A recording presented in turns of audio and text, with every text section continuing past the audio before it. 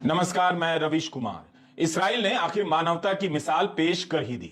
जिस इसराइल पर गजा को लेकर असीम क्रूरता के आरोप लग रहे थे, उसके प्रधानमंत्री ने गजा पर परमाणु बम गिराने की बात करने वाले अपने एक मंत्री को कैबिनेट की बैठकों से निलंबित कर दिया है। पहली बार नहीं है। 7 अक्टूबर को हमास के हमले के बाद इसराइल के नेताओं ने गजा को पूरी तरह मिटा देने के अनेक बयान दिए हैं। उन सभी बयानों के बाद गजा पर बमबारी और तेज हुई। आखिर परमाणु बम से हमला करने की बात पर इसराइल हरकत में क्यों आया?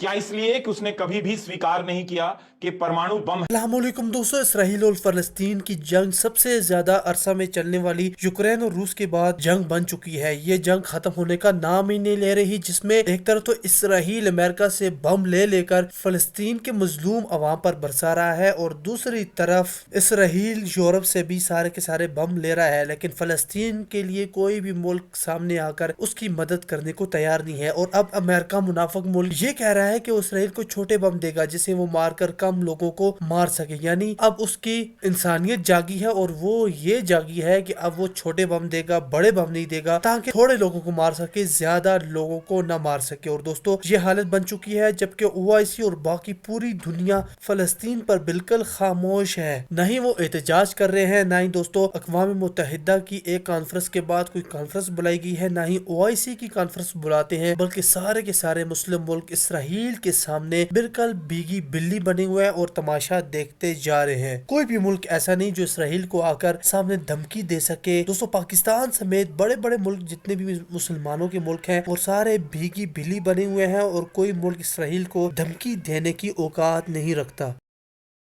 है। क्या अब भी उसे लगता है कि जो बम बरसाए जा रहे हैं उनका असर परमाणु बम के असर जैसा नहीं है? न्यूयॉर्क टाइम्स ने एक नक्शा बनाकर दिखाया है अपनी एक रिपोर्ट में कि गजा की 1/4 इमारतें पूरी तरह से तबाह हो गई हैं। इतने बम गिरे हैं। यही वो मंत्री हैं, चरमपंथी पार्टी उज़्मा यहूदियत के नेता अमिचे एलियाहू। रेडियो इंटरव्यू में इनसे सवाल पूछा गया कि क्या गजा पर परमाणु बम गिरा देना चाहिए। मंत्री ने कह दिया, हां, यह एक विकल्प है। जैसा पत्रकार वैसा जवाब। दोनों ही होश में नहीं है कि अगर गजा पर परमाणु बम गिरा तो उसका असर इसराइल पर भी पड़ेगा। एलियाहू ने सोशल मीडिया पर कहा कि यह हर समझदार इंसान को पता है कि परमाणु वाली बात प्रतीक के तौर पर कही गई। एलियाहू उसी पार्टी के सदस्य हैं जिससे इसराइल के राष्ट्रीय सुरक्षा मंत्री इतमार बेन-ग्विर आते हैं। बेन-ग्विर वही मंत्री हैं जिन्होंने कुछ दिन पहले कहा था कि गजा में मानवीय सहायता नहीं, हजारों टन विस्फोटक जाना चाहिए। खुद भले ही एलियाहू उतनी अहमियत ना रखते हो, मगर ऐसे ही बयान इसराइल के राष्ट्रपति आइजैक हर्जोग दे चुके हैं जब उन्होंने कहा कि गजा में कोई नागरिक निर्दोष नहीं है। जब इस मंत्री से पूछा गया कि गजा पर पूर्ण कब्जा हो जाएगा तो फलस्तीनी आबादी कहां जाएगी, तो जनाब ने कहा कि वो आयरलैंड या रेगिस्तान में जा सकते हैं।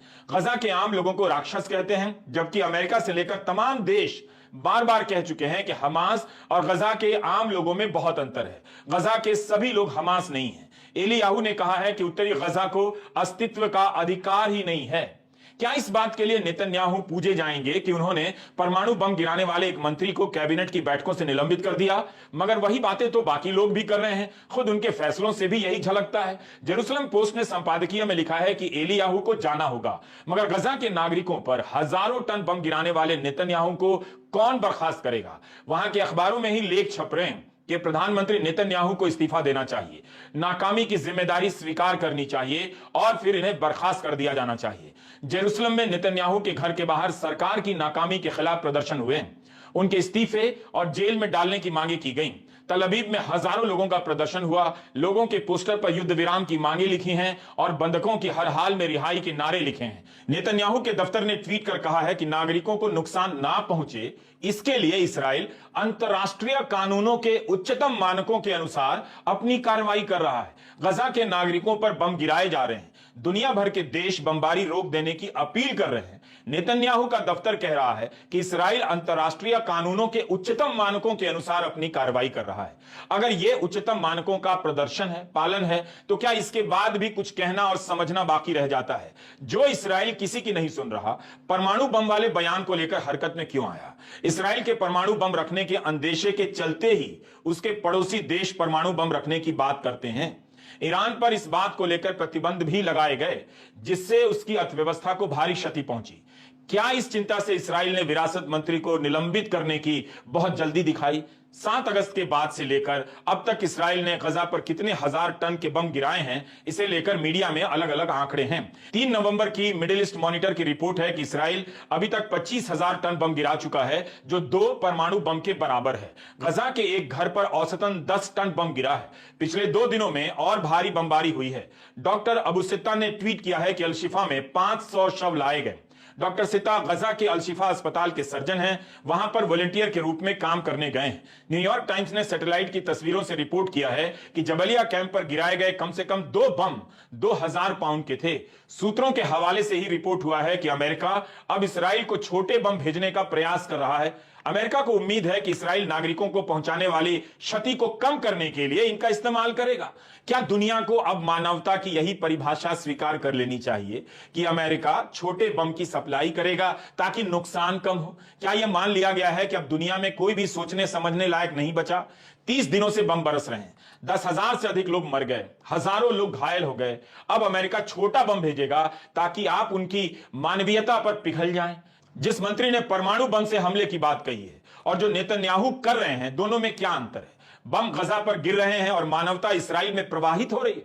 यहां के 100 डॉक्टरों ने, इसराइल के 100 डॉक्टरों ने मांग पत्र पर दस्तखत किए हैं कि गजा के अस्पताल पर बम गिरा देना चाहिए, जैसे अभी तक इसराइल गजा के अस्पतालों पर पानी छिड़क रहा था। 29 दिनों से जो डॉक्टर और मेडिकल कर्मचारी गजा में फंसे हैं और बमबारी के बीच इलाज कर रहे हैं, क्या उन्हें भी मारने की मांग की जा रही है और वो भी डॉक्टर कर रहे हैं? क्या नेतन्याहू इन 100 डॉक्टरों के खिलाफ भी कार्रवाई करेंगे? संयुक्त राष्ट्र के अनुसार जब से युद्ध शुरू हुआ है, गजा में 40 से अधिक स्वास्थ्य कर्मचारी मारे गए हैं। कई डॉक्टरों का पूरा परिवार तबाह हो गया है और उसके बाद भी 100 इसराइली डॉक्टर बाकायदा साइन कर रहे हैं कि गजा के अस्पतालों पर बम गिरा देना चाहिए। जो भी है, इसराइल के इस मंत्री के बयान को लेकर अरब देशों ने एक बार फिर से निंदा और कड़ी निंदा करने की जिम्मेदारी निभा दी है। अरब देशों ने प्रेस रिलीज जारी करने में कोई कमी नहीं की। बम गिरने के साथ ही उनके यहां से कड़ी निंदा की प्रेस रिलीज आ जाती है। 30 दिनों के बाद भी अरब एकता नाम की चीज नजर नहीं आई और आई भी तो उसका असर नहीं दिखा। अमेरिका के विदेश सचिव 1 महीने में तीसरी बार इसराइल और अरब देशों का दौरा कर रहे हैं। इनके दौरे से हेडलाइन ही बन रही है मगर नतीजा नहीं निकल रहा। ब्लिंकन मानवाधिकार के लिए विराम की बात करते हैं मगर इसराइल उसका उल्टा करता है। 22 अरब देश हैं जिसका हिस्सा फलस्तीन भी है। इन 22 देशों में से जॉर्डन और बहरीन को छोड़कर किसी ने इसराइल से अपने राजदूत वापस नहीं बुलाए। इराक, लेबनान, मिस्र, सऊदी अरब, कुवैत, संयुक्त अरब अमीरात, मोरक्को, ओमान, कतर, अल्जीरिया के राजदूत तल अबीब में मौजूद हैं। विश्लेषण छप रहे हैं कि सऊदी अरब और संयुक्त अरब अमीरात इसराइल से अपने रिश्तों को बेहतर करने में लगे हैं, जबकि गैर अरब देश बोलीविया, कोलंबिया, होंडुरस, चिले और तुर्की ने अपने राजदूत बुला लिए हैं। दुनिया के मानचित्र पर छोटे और मामूली नजर आने वाले कई देशों ने इसराइल के जवाबी हमले की निंदा की है। संयुक्त राष्ट्र में मानवीय ठहराव के पक्ष में वोट दिया है। इनमें ब्राजील, चीन, इंडोनेशिया, रूस भी शामिल हैं। आपको याद होगा कि भारत ने वोट नहीं दिया था। संयुक्त राष्ट्र में मानवीय ठहराव के पक्ष में वोट दिया है। इनमें ब्राजील, चीन, इंडोनेशिया, रूस भी शामिल हैं। आपको याद होगा कि भारत ने वोट नहीं दिया था।